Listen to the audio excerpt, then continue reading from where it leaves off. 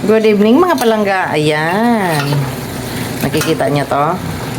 Gumawa po ako ng...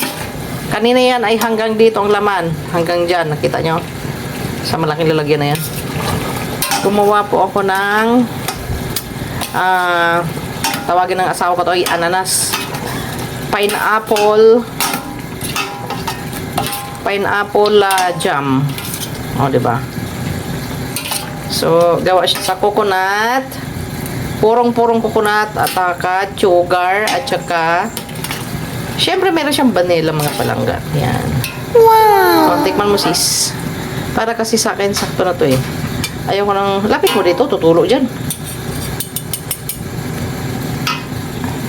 Hipan mo muna. Ano lasa? Mainit ba sis? Sarap no? Sige, try pa more kahit mainit. Mga palangga, good morning. Tayo maghihiwa ng tinapay. Ano po siya? Ito pong flavor ay munggo. Munggo flavor. And then, ito po yung ginawa ko kagahapon. Ito po yung ginawa ko kahapon mga palangga. Yan. Ilagyan natin ng palaman ang tinapay natin. Ito yung ginawa ko na ano.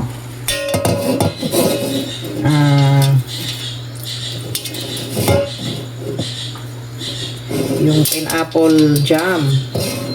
So, ilalagay ko siya sa mga garapa mamaya. Sa mga garapon para pag uwi ng asawa ko ay matitikman niya. Yan na natin mga palangga. Tapos titikman ko na mga palangga. Tikman ko na.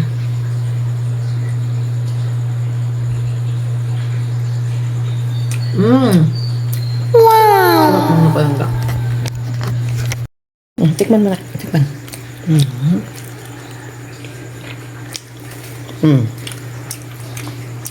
Ano lasa? Masarap.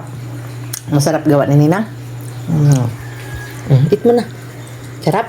No, diba? Nagustuhan ng aking anak. Namit na. Pwede na si Nina magawa ng masarap si Nina magawa ng jam, no? Bagong gising kasi yan mga palangga. So, gagawa pa ako dito. Ayan o mga palangga. Ne! Marami yan nagawa ko. O, diba?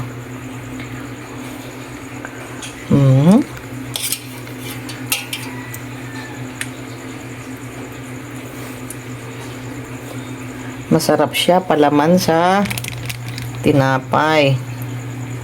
Pwede nyo rin gawin to mga palangga. Ang ano lang dito ay tawag dito, masarap siya sa umaga. Kasi di ba need natin ng sugar sa umaga. Pero hindi naman siya sobrang baka may mag-comment na naman po dyan sobrang tamis. Hindi po. Kalahating kilong asukal lang po nilagay natin dito. Kalahating kilong asukal.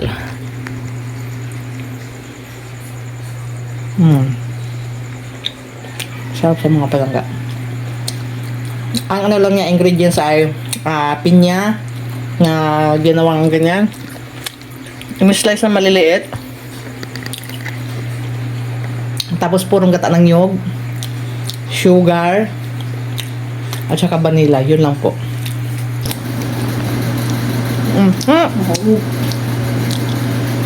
Oh, yung totoo. Anong rates mo dyan sa jam na ginawa ko? 10. Bah, bilis oh. 10 agad. Bumawi. Pinapakain kasi kung ano nung ginagawa. Hindi na ako kasi ako. Parang hindi malasahan. Ngayon, may milog na naman ang ano niya. Mahilig kasi sa sagunahon mga palangga. Gunahon man yung ano. Sarap siya mga palangga. So, thank you for watching. Ito rin yung update sa aking ginawang jam. Ano ba yan? May pusa na naman magpapaampon sa akin. Kunti lang lalagay kong mga palangga. Siyempre talagang kailangan niya matamis. Pero nag-aagaw yung tamis niya at saka asim. 'Di ba may aftertaste naman talaga na maasim ang pinya. Sarap siya. So, thank you for watching. Gawin nyo na rin to.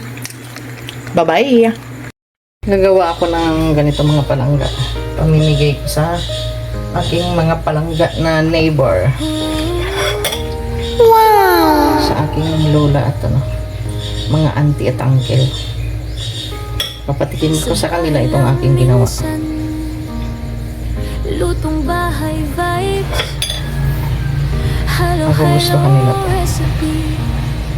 Pampasaya ng life. Pag may oras sa kusina, Isa na. apoy ay naglalait. Kasi sweet siya. So, kailangan Tikim-tikim mo dahan lang ang na paglagay. sarap ng Ayan. bawat bite. Ayan na ang tawag, dorang